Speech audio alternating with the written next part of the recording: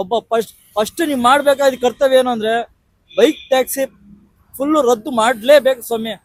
ನಮಗೆ ಬೈಕ್ ಟ್ಯಾಕ್ಸಿನ ಮುಕ್ತಿ ಕೊಡಿ, ಬೇರೆ ಇನ್ನೇನು ಕೊಡ್ಬೇಡ್ರಿ. ನಮಗೆ ಫ್ರೀ ಎಜುಕೇಶನ್ ಅದೊಂದು ಮಕ್ಳುಗಳೇ ತೀರಾ ಡ್ರೈವರ್ ಮಕ್ಳುಗಳು ನೀವು ನೋಡ್ಬೇಕು ಹೊರತು ಸಾಮಾನ್ಯ ಜನಕ್ಕಲ್ಲ. ನಮಸ್ತೆ. ನಮಸ್ತೆ ಸರ್. ಇವಾಗ 6 ವಾರ ಗಡುವು ಕೊಟ್ಟಿದ್ದಾರೆ ಬೈಕ್ ಹೌದು, ಟ್ಯಾಕ್ಸಿಗೆ ಅಂತ. ಹೌದು. ಅದ್ರ ಬಗ್ಗೆ ಏನ್ ಹೇಳ್ತೀರಾ ಸರ್? ಸರ್ ನಮ್ಮಲ್ಲಿ ನಾವು ಒಂದು ಹೇಳೋದೇನು ಇಷ್ಟಪಡ್ತಾ ಇದೀನಿ ಅಂದ್ರೆ 6 ವಾರದಲ್ಲಿ ಪ್ರತಿಯೊಂದು ಕಡೆನೂ ಹಿಡ್ದವ್ರೆ, ಇಲ್ಲ ಅಂತ ಹೇಳ್ತಲ್ಲ. ಆದ್ರೆ ನಮ್ಮ ಸರ್ಕಾರದಲ್ಲಿ ಪ್ರತಿಯೊಬ್ರು ಅವ್ರವ್ರ ತಾತ್ಕಾಲಿಕಕ್ಕೆ ಮಾತ್ರ ಹೇಳವ್ರೆ. ರಾಮಲಿಂಗಾರೆಡ್ಡಿ ಅವರು ಅವಾಗ ಹೋದ ವರ್ಷ 2000 ಇದ್ರಲ್ಲಿ ಹೇಳಿದಾಗ ನಾನು ಇನ್ನು 6 ತಿಂಗಳಲ್ಲಿ ನಾನು ನಿಲ್ಸ್ಕೊಡ್ತೀನಿ ಅಂದ್ರು. ಇದನ್ನೆಲ್ಲ ಮಾಡಿದಾಗ ಏನು ಮಾಡ್ಲಿಲ್ಲ.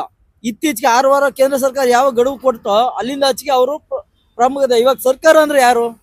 ನೀವುಗಳ ನಾವುಗಳ ಎಲ್ಲರೂ ಜನಪ್ರತಿನಿಧಿಗಳು. ಪ್ರತಿಯೊಂದನ್ನು ನಾನು ಹೇಳೋದೇನು ಇಷ್ಟಪಡೋದೇನೆ ಜನಗಳಿಂದ ಜನಗಳಿಗೋಸ್ಕರ ಜನಪ್ರಭುತ್ವದಲ್ಲಿ ಇದನ್ನ ಹೊಂದಾಣಿಕೆ ಬೇಕು ನಮಗೆ ಸರ್ಕಾರ. ಇಲ್ಲಿ ನಾವು ಮಾಡೋದು ನೀವು ಮಾಡೋದಲ್ಲ. ಪ್ರತಿಯೊಬ್ರು ಚಾಲಕರು ಅಂದ್ರೆ ಇವಾಗ ಒಬ್ಬ ಮನುಷ್ಯ ತನ್ನ ನಿತ್ಯ ದುಡಿಮೆಯಲ್ಲಿ ತೀರ ಕುಗ್ಗುತ್ತವನೆ, ಪಾಪ ಅವನು ಎದ್ದೊಳಕ್ಕೆ ಸಾಧ್ಯತೆ ಕೊಡಕ್ ಆಗ್ತಲ್ಲ ನಿಮ್ ಕೈಲಿ. ಅಂತ ಸರ್ಕಾರ ನಾವು ನಿಮ್ಗೆ ಹೇಳೋದೇನಂದ್ರೆ ಜನಗಳಿಗೆ ಅನುಕೂಲ ಕೊಡಿ. ನೀವು ಎಷ್ಟು ಮಾಡ್ತೀರಾ ನಮಗೆ ಅದ್ರಲ್ಲಿ 5% ನಮ್ಗೆ ಮಾಡ್ಕೊಡಿ. ಅಲ್ಲಿ ಆಂಧ್ರದಲ್ಲಿ ಪ್ರತಿಯೊಂದು ಕಡೆ ನೀವೇ ತಿಳ್ಕೊಂಡಿದ್ದೀರಾ, ನಾವೇನು ಹೇಳೋಂಥ ಅವಶ್ಯಕತೆ ಇಲ್ಲ. ಆದರೆ ದಯವಿಟ್ಟು ಹೇಳ್ತಾ ಇದ್ದೀನಿ, ಇದೊಂದು ನಿಮ್ಮನ್ನು ಕೇಳ್ಕೊಳ್ಳೋದು, ಆಟೋ ಚಾಲಕರನ್ನ ಪ್ರತಿಯೊಬ್ಬ ಚಾಲಕ ಅಂದ್ರೆ ಏನು ಅನ್ನೋದು ಗೊತ್ತು. ಒಬ್ಬ ಚಾಲಕನಿಗೆ ಏನು ಬೆಲೆ ಇದೆ ಅದನ್ನ ಕೊಡಿ ಸಾಕು. ಒಬ್ಬ ಫಸ್ಟ್ ನೀವು ಮಾಡಬೇಕಾದ ಕರ್ತವ್ಯ ಏನು ಅಂದರೆ ಬೈಕ್ ಟ್ಯಾಕ್ಸಿ ಫುಲ್ಲು ರದ್ದು ಮಾಡಲೇಬೇಕು ಸ್ವಾಮಿ. ಪ್ರತಿಯೊಬ್ಬ ಚಾಲಕ ಬದುಕ್ತಾನೆ. ಇಲ್ಲ ಅಂದರೆ ಆ ಕೇಂದ್ರ ಸರ್ಕಾರದವ್ರು ಹೇಳಿದ್ರಲ್ಲ, ಮರಣ ಶಾಸನ ಪತ್ರ ಪ್ರತಿಯೊಬ್ಬ ಚಾಲಕನ ಬರ್ದೇ ಕೊಡ್ತಾನೆ. ನೀವು ಇನ್ನು ಮುಂದಕ್ಕೆ ನೀವು ಎಲೆಕ್ಷನ್ ಗೆಲ್ಲಬೇಕು ಅನ್ನೋ ನಿಮ್ಮ ಹಠ ಛಲ ಇದ್ರೆ ಕಾಂಗ್ರೆಸ್ ಸರ್ಕಾರ ಬರಲೇಬೇಕು ಅಂದರೆ ನಮ್ಮಂಥವ್ರನ್ನ ಉಳಿಸಿದ್ರೆ ಮುಂದಿನ ಸರ್ಕಾರದಲ್ಲಿ ನಿಮಗೆ ಪ್ರಾಮುಖ್ಯತೆ ಕೊಡ್ತೀವಿ. ಇಲ್ಲ ನೀವೆಲ್ಲ ಫ್ರೀ ಮಾಡಿಬಿಟ್ರೆ ಜನಗಳು ಎಲ್ಲ ಕಡೆನೂ ಇದೇ ಮಾತಾಡಿದ್ರೆ ನಾವೇನು ಮಾಡೋಣ? ಒಬ್ಬ ಚಾಲಕಂಗೆ ದುಡಿಮೆ ಆಗ್ತಲ್ಲ, ಅವನು ಹೆಂಡ್ರು ಮಕ್ಳು ಸಾಕಾಗ್ತಲ್ಲ. ಪ್ರತಿಯೊಂದು ನೀವೇ ತೀರ್ಮಾನ ಮಾಡಿದ್ರೆ ನಮ್ಮ ಜನಗಳು ಏನು ಮಾಡಬೇಕು?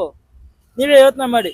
ಮಕ್ಳು ಕೊಡಿ ಸ್ವಾಮಿ, ಎಜುಕೇಶನ್ ಕೊಡಿ, ಹಾಸ್ಪಿಟ್ಲು ಕೊಡಿ, ನೀವು ವಯಸ್ಸಾದವ್ರು ಕೊಡಿ.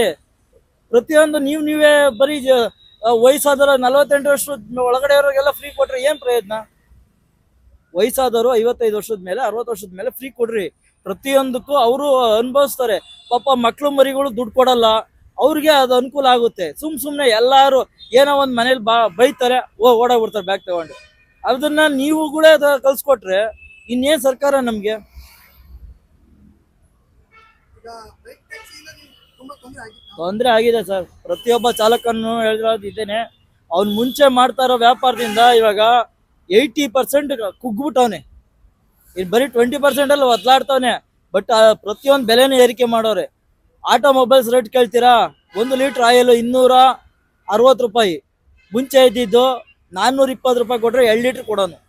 ಆಟೋಮೊಬೈಲ್ಸ್ ರೇಟು ಜಂಪ್ ಮಾಡೋರೆ. GST ಅಂತ ಹಾಕೋರಿ, ಕೇಂದ್ರ ಸರ್ಕಾರನೂ ಹಾಕೋರೆ, ರಾಜ್ಯ ಸರ್ಕಾರ ಹಾಕೋರೆ, ಎರಡೂ ಕಡೆ ಹಾಕೋರೆ. ನಾವು ಜೀವನ ಮಾಡೋದು ಹೆಂಗೆ ಸ್ವಾಮಿ? ಯಾವ್ದಾನ ಒಂದು ಕೇಂದ್ರ ಸರ್ಕಾರದ ಹಾಕ್ಬೇಕು, ಹಾಕಿ. ರಾಜ್ಯ ಸರ್ಕಾರ 5% ಡಿಸ್ಕೌಂಟ್ ಮಾಡಿ ಹಾಕಿ. ನೀವು ಅದಕ್ಕೂ ನಮಗೆ ಸ್ವಾತಂತ್ರ್ಯ ಕೇಳೋಕ್ಕೆ ಅಧಿಕಾರ ಇಲ್ವಾ ನಮಗೆ?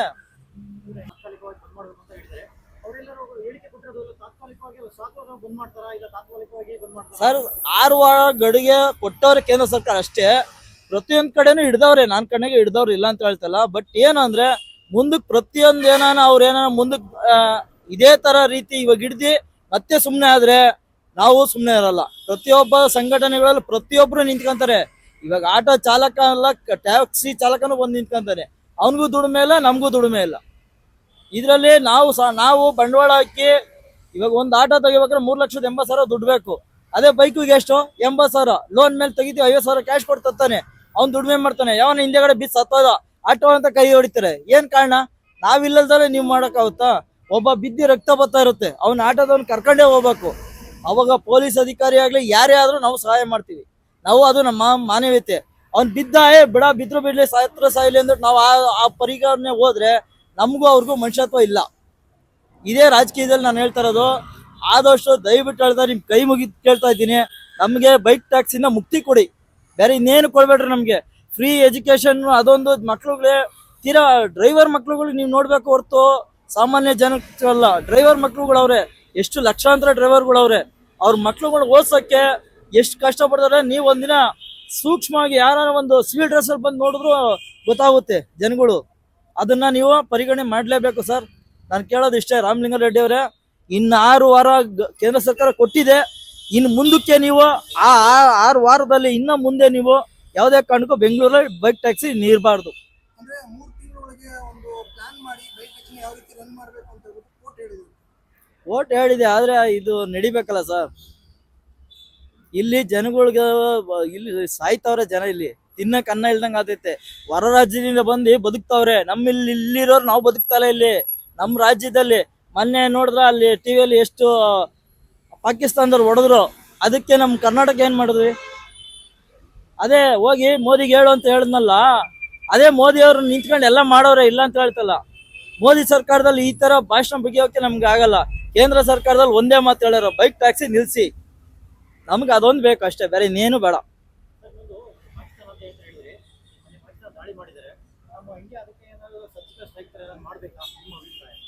ಸರ್ ಅದ್ರ ಬಗ್ಗೆ ನಾವು ಯಾಕೆಂದ್ರೆ ನಮ್ಮ ಒಬ್ಬ ಪ್ರಜಾಪ್ರಭುತ್ವದಲ್ಲಿ ನಮ್ಮ ದೇಶದವನಾಗಿ ನಮಗೆ ಇದು ಮಾಡಿದ್ರೆ, ಅವ್ನು ಮುಸ್ಲಿಮ್ಸ್ ಅನ್ನೋರು, ಹಿಂದೂ ಮುಸ್ಲಿಮ್ಸ್ ಅಂದ್ರೆ ಅದು ಇಬ್ರಲ್ಲೂ ಒಂದೇ ರಕ್ತ ಹರಿತಿರೋದು. ಆದ್ರೆ ಅವರು ಒಂದು ಕುತಂತ್ರ ಮಾಡಿ ಹೊಡೆದಿರೋದು. ಇದು ಕುತಂತ್ರದಲ್ಲಿ ಅಂದ್ರೆ ಅವಾಗ ಒಂದು ಸ್ಫೋಟಕ ಆಯ್ತಲ್ಲ, ಅದೇ ತರ ಇದು ಮಾಡೋರೆ. ಆದ್ರೆ ಇಲ್ಲಿ ನಮ್ಮ ಒಳಗಡೆ ಬಂದೋಬಸ್ತ್ ಇಲ್ಲ ಸರ್, ನಮ್ ಗಡಿ ಒಳಗಡೆ ಬಂದೋಬಸ್ತ್ ಇಲ್ಲ. ಅದನ್ನ ಸೀಕ್ರೆಟ್ ಆಗಿ ಯಾವಾರೋ ಬಿಡ್ತಾವ್ರೆ, ಆದ್ರಿಂದ ಅವ್ರಿಗೆ ಧೈರ್ಯ ಬಂದಿರೋದು. ಬಿಡ್ಕೊಡ್ತಾ ಇರೋದು, ಬೇರೆ ಇನ್ಯಾರು ಇಲ್ಲ. ನಮ್ಮಲ್ಲಿ ನಾವು ಒಗ್ಗಟ್ಟಾಗಿದ್ದೀವಿ. ಯಾವತ್ತೂ ನಾವು ಜೈ ಕಿಸಾನ್ ಅಂತಾನೆ ಹೇಳೋದು ಹೊರ್ತು ನಾವು ಜೈ ಭಾರತ್ ಅಂತಾನೆ ಹೇಳ್ತಾ ಇದ್ದೀವಿ. ಅವ್ರ ತರ ನಾವು ಎರಡ ನುಡಿ ಬರಲ್ಲ ನಮ್ಗೆ. ಅಷ್ಟೇ, ಏಕ್ ಬಾರ್ ದೋ ತುಕಡ ಅಂತ ಅವ್ರ ಭಾಷೆಯಲ್ಲಿ ನಾವು ಕಲ್ತಾಗ್ಲೇ ನಮ್ಮ ಭಾರತದಲ್ಲಿ ಬೆಲೆ ಏನು ಅನ್ನೋದು ಅವ್ರಿಗೆ ಗೊತ್ತಾಗ್ಬೇಕು. ಇವಾಗ ಪ್ರತಿಯೊಂದ್ರಲ್ಲೂ ನಾವು ಅದನ್ನೇ ನಮ್ಮ ಮೋದಿ ಅವರು ಹೇಳ್ಕೊಟ್ಟಿರೋದು. ಪ್ರತಿಯೊಂದು ನಮ್ಮ ದೇಶ ಅಂದ್ರೆ ಏನು ಅನ್ನೋದು ಇತ್ತೀಚೆಗೆ ಗೊತ್ತಿರಲಿಲ್ಲ ಜನಗಳಿಗೆ, ಇಲ್ಲಿಂದಾಚೆ ಗೊತ್ತಾಗಿದೆ. ಅದನ್ನ ನೀವು ವೀಕ್ಷಣೆಗೆ ಪ್ರತಿಯೊಬ್ರು ನಾನು ಕೇಳೋದು ಒಂದೇ ಸಮ್, ಇವಾಗ 6 ವಾರ ಗಡುವು ಅಂತ ಹೇಳೋರೆ, ಅದ್ ಮುಂದಕ್ಕೆ ಫುಲ್ ಬ್ಯಾನ್ ಮಾಡಿ. ಅದು ಬಿಟ್ರೆ ಇನ್ನೇನಿಲ್ಲ, ನಮ್ಮ ಡ್ರೈವರ್ಗಳನ್ನ ಉಳಿಸ್ಬೇಕು ಅಷ್ಟೇ. ಅದ್ ಬಿಟ್ರೆ ಇನ್ನೇನು ಹೇಳಕ್ಕಲ್ಲ. ಕೋರ್ಟ್ ಜಡ್ಜ್ಮೆಂಟ್ ಕೇಳಿದ್ರಲ್ಲ, ನಿಮ್ಗೆ ಗೊತ್ತಾಯ್ತಲ್ಲ, ಏನ್ ಅನಿಸ್ತು ನಿಮ್ಗೆ ಅವಾಗ? ಖುಷಿ ಆಯ್ತಾ? ಏನಾಯ್ತು? ಅದರಲ್ಲಿ 50% ಅಲ್ಲಿ ಓನ್ಲಿ 20% ಮಾತ್ರ ಖುಷಿಯಾಗಿರೋದು. ಇದೆಲ್ಲ ಕಾರ್ಯರೂಪಕ್ಕೆ ಬರ್ಬೇಕಲ್ವಾ? ರಾಮಲಿಂಗಾರೆಡ್ಡಿ ಅವರು ಅವಲೇ 1 ವರ್ಷದ ಹಿಂದೆ ನಾವು ಸಭೆ ಮಾಡಿದಾಗ, ನಾನು ಒಂದು ಸಂಘಟನೆಯಲ್ಲಿ ಇದ್ದಾಗ ನಾನು ಹೋಗಿದ್ದೆ. ಆ ಭಾಷಣದಲ್ಲಿ ಕೇಳಿದೆ, ಏನೇನು ಹೇಳಿದ್ರು, ನಾವು ಏನೇ ಆಗ್ಲಿ ಮಾಡ್ಕೊಡ್ತೀವಪ್ಪ ಅಂದ್ರು. 1 ವರ್ಷ ಆಯ್ತು, ವರ್ಷದ ಮೇಲೆ 3 ತಿಂಗಳಿಗೆ ಅವರು ಕಾರ್ಯರೂಪಕ್ಕೆ ಬಂದಿರೋದು. ಅವರು ಬೇಕಾದ್ರೆ ಇದಕ್ಕೂ ನಾನು ಸೊಲ್ಯೂಷನ್ ಕೊಡ್ತೀವಿ. ಅದು ನವೆಂಬರ್ 11ನೇ ತಾರೀಕಿನ ಹೋದ ವರ್ಷ ಪ್ರತಿಯೊಂದು ರಾಜ್ಯದಲ್ಲೂ ಚಾಲಕರು ಬಂದು ಅಲ್ಲಿ ಇದ್ರು ಮಾಡಿದ್ರು ಸ್ಟ್ರೈಕು ಫ್ರೀಡಂ ಪಾರ್ಕ್ ಅಲ್ಲಿ. ಅವಾಗ ನಾವಿದ್ವಿ. ಅದನ್ನೇ ನಾನು ಹೇಳ್ತಾ ಇರೋದು, ಇತ್ತೀಚೆಗೆ ಇದನ್ನ ಇನ್ನು ಖಂಡಿತವಾಗಿ ನಿಲ್ಸ್ಬಿಡಿ ದಯವಿಟ್ಟು. ಮುಂದಕ್ಕೆ ಬೇಡ ನಮ್ಗೆ. ಇದು ಮಾತಲ್ಲಿ ಇರಬಾರ್ದು, ಕಾರ್ಯರೂಪಕ್ಕೆ ಅದೇ ನಾನು ಕೇಳ್ತಾ ಇರೋದು. ನ್ಯಾಯ ನುಡಿಯಲ್ಲಿ ಎಲ್ಲ ಕೈ ಬರವಣಿಗೆಯಲ್ಲಿ ಮಾಡಿ ನಾವು ಗೆದ್ದಿದ್ದೀವಿ ಅನ್ನೋದು ಒಂದು ಧ್ವಜಾರೋಹಣ ಮಾಡಿ, ನಾವು ಸ್ವಾತಂತ್ರ್ಯ ದಿನಾಚರಣೆ ದಿನ ಆಗಸ್ಟ್ 15 ಧ್ವಜಾರೋಹಣ ಹೆಂಗ್ ಮಾಡಿದಿರೋ ಅದೇ ತರ ನಮ್ಮ ಚಾಲಕರನ್ನ ಉಳಿಸ್ಬೇಕು ಅನ್ನೋದೇ ನನ್ನ ಉದ್ದೇಶ ಸರ್. ಅದು ಬಿಟ್ರೆ ಇನ್ನೇನಿಲ್ಲ. ಧನ್ಯವಾದಗಳು.